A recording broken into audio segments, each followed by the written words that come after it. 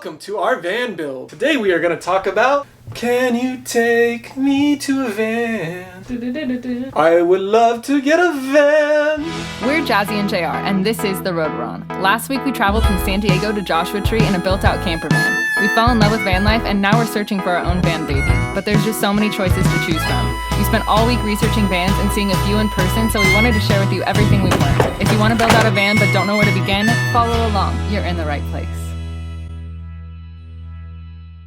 Hey guys, welcome back to another video. Today we're going to talk about 3 vans we are considering for our van build. After last week, we definitely know we want to do a van build, so I made an Excel sheet looking at all 3 of these vans, everything ranging from the living space length, the living space height, the drivetrain, the pros and cons that people talk about most often, the towing capacity, a bunch of stuff. We're hoping that this will help someone out there who's interested in van life because it's helped us a lot organize and see exactly what each van has to offer. I also want to preface that I'm going to be looking at my screen a bunch because there's so much information in there. There's no way I can remember it. We're looking at only high roofs because he's 6 foot, so there are some options that aren't high roof. There's medium roofs out there. I got all this information online, so take that for what you want. Not everything you read online is completely true, but this is what we're going off of. Let's start with the ramps? Ram Promaster. Ram Promaster.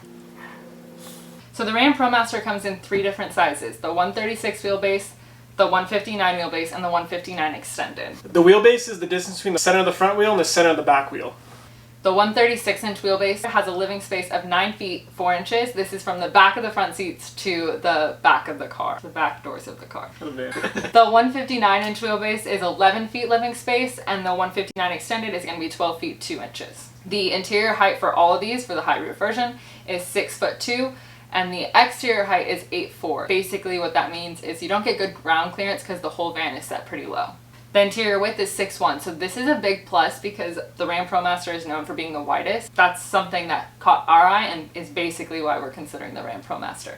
The Ram Promaster only comes in front wheel drive. We have heard that front wheel drive is better for snow. The guy that we just rented from in the last video, that's what he was saying. He said he bought the Ram Promaster strictly because it was front wheel drive and he felt like he could drive better in the snow, but that is something to note.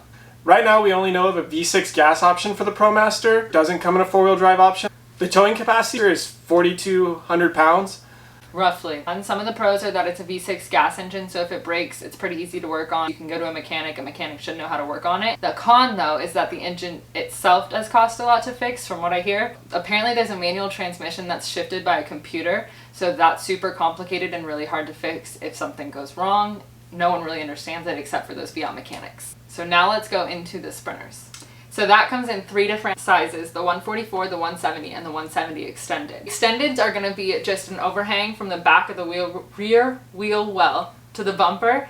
It's basically it is the same wheelbase of the 170, but the extension happens off the back. The living space inside for the 144 is going to be 10 feet 8 inches. On the 170, it's going to be 14 feet 2 inches. The 170 extended is going to be 15 feet 5 inches. Now the difference between the 144 and the 170 is quite big. That's about 3 feet. When it comes to design space, that's going to be a lot. The interior height for the high roof for all 3 of these is going to be 6'3". The interior width 5'9".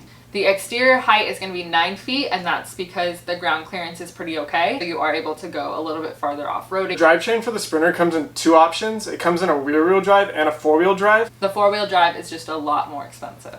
The Sprinter comes in 2 different motor options. 4-cylinder diesel. I believe it's a 3-liter Blue Tech. The towing capacity for the Sprinter is 5,000 pounds for the 2500 series, and it's 75,000 pounds for the 3,500 pounds. I almost had it. Okay, I swear. The towing capacity for the Sprinter is 5,000 pounds for the 2500 series, and if you wanted more towing, then you'd go with the 3500 series, and you can get 7,500. Some of the pros of the Sprinter, everyone says it runs for forever if you take really good care of it. You should definitely look at a Carfax to make sure that owner before you took really good care of it, or buy it new if you have all the money in the world. We do not. We actually went to a dealer recently and drove a brand new Sprinter, and they say they go up to 300,000 miles. So some of the cons, though, is that the engines are super expensive to fix. We've heard this from so many people. I have a family friend who's a mechanic, and he's told us multiple times now to be careful. Yeah, I guess the DEF systems, the DPF systems can all be a nightmare, so keep that in mind, because if something breaks, you're going to need someone who understands a Mercedes engine, and that can also be hard to find. So let's go to the Ford Transits. So the Ford Transit also comes in 3 sizes, the 130-inch wheelbase, the 148-inch wheelbase, and the 148 extended. The 130-inch wheelbase has a living length has a living space length of 9 feet 10 inches. The 148-inch wheelbase has a living space length of 10 feet 9 inches. And the 148 extended is 13 feet 2 inches. The interior height for the high roof is going to be 6'8". This height is phenomenal. Yeah. The interior width is 5'9". While it's the same as the Sprinter, the Ford Transits are going to stay out on the top a little bit more, so you have more design space, more space to move around, and you don't feel so cramped on the top of your van. The exterior height for the Ford Transits are 9 feet 2 inches, which comes in at the tallest of all of these vans, but that's probably because you have 6'8" inside of the van.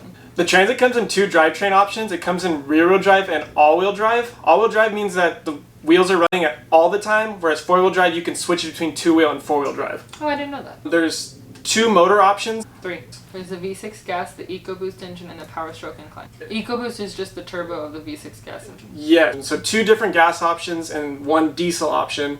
The towing for the Transit is 4,900 pounds. So some of the pros are going to be that the EcoBoost has great torque and horsepower. I've only owned Ford vehicles. Yeah, I was going to say, you love Ford. I love Ford. So they're easy to find a mechanic to work on, and they're usually pretty inexpensive. Everything's built here, so you're also going to have readily available parts everywhere you go. Some of the cons are some issues like sensor issues, drive shaft flex disc,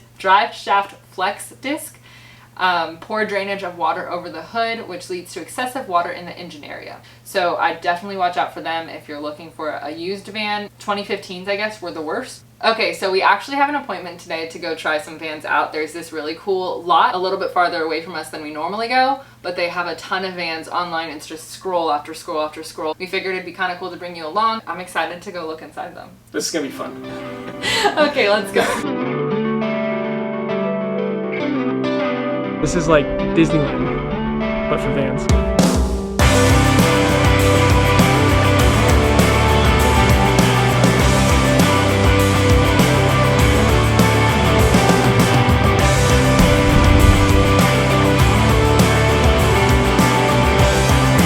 So this is a 2014 170.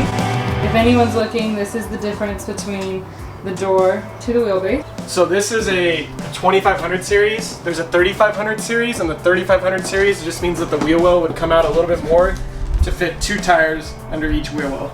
So ideally, when you're designing it, you have to think that by having the wheel wells out a little bit more, you have less space in the inside dimensions for, like, if you had bikes or other gear that you want to store in the garage space. In the passenger seat.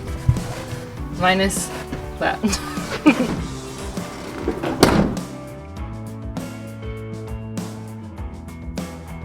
It even smells good. It smells clean and fresh, probably because it's a 2020. This seems pretty decently sized if you're trying to store stuff up on top. The door relationship to the wheel well. So this definitely feels less on top. The Sprinters changed their look in 2020, right? Or 2019? 2019. After 2019, when they changed the kind of the vibe of the Sprinter, we're feeling more like you're set back. Maybe that's something people complained about.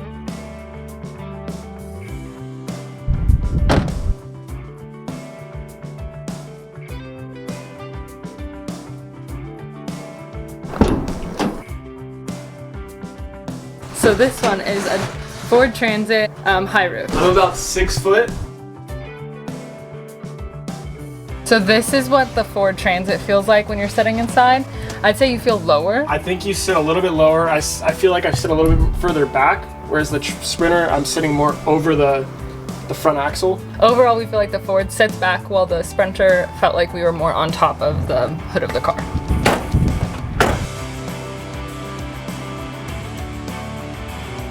Okay, this is a 148 extended Ford Transit high roof. It's very tall. They're also pretty long too. I'm like fully stretched out. My butt and my toes do not reach either side of the wheel well.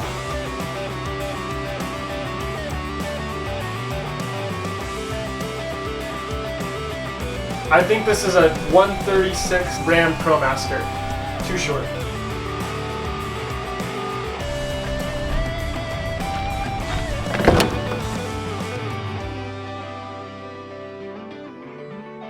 There's a step up here. Come back, duck because of this, and then you can sit down This is much smaller. If you watched our last video, this was the van that we rented. So we already kind of have a feel for what it feels like, but we will say that I think it feels more like you're on top of the hood, just like the first Sprinter, aka the older Sprinters. Which honestly, I would prefer to be a little bit above the road. Again, pointing out the difference between the wheelbase and the door. I like to know that for design purposes, so I feel like that might be helpful if you're trying to design your van.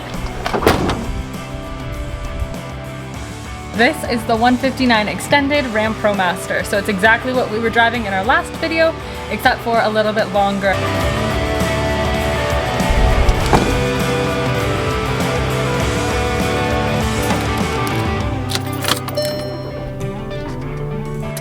That was a little overwhelming. I mean, there was at least, I would say at least like 50 to 100 trucks or vans. I hope this helped. I hope this gave you a little bit of insight as to what each van feels like on the inside. Comment below your favorite van or what vans you're looking into so that we could look into them a little bit more, because we're still a little bit undecided. Next time we see you guys, we'll definitely know what van we want. We'll see you next week. Why do I feel so awkward? I don't know. Oh. I forget what we were saying. So yeah. You saw what I did, right? I don't know.